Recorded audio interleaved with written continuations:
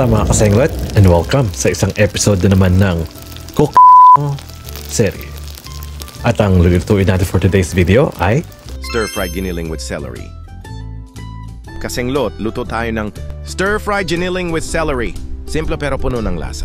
Giniling na baboy na pinasarap ng toyo at oyster sauce. Tapos may crunch at freshness mula sa celery.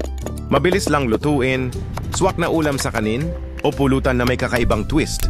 Sa mainit na mantika, igisa ang sibuyas, bawang at sili. Mga 30 seconds lang para lumabas ang bango. Isunod na agad ang minced pork. Halu-haluin lang hanggang sa maging golden brown.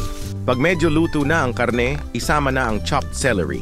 Gisa lang ng mga 2 to 3 minutes para tender crisp pa rin ang texture. At habang naghihintay, shot puno muna mga kasenglot. Ilagay na rin natin ang mushroom. Lagyan ng toyo at oyster sauce tapos haluin ng mabuti. Gumawa ng cornstarch slurry, haluin ang cornstarch sa malamig na tubig.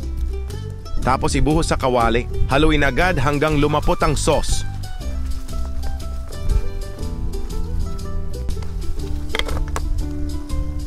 Magpainit ng sizzling plate at kapag mainit na, dahan-dahang ibuhos ang niluto nating giniling.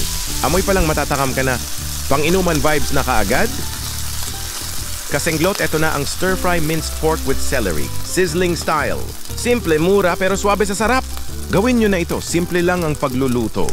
Bagay na bagay pang ulam o pang pulutan. Kita-kits ulit sa susunod na sizzling recipe.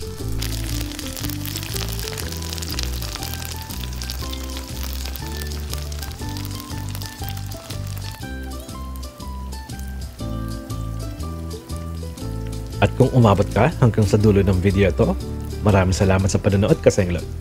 Hanggang sa susunod na video.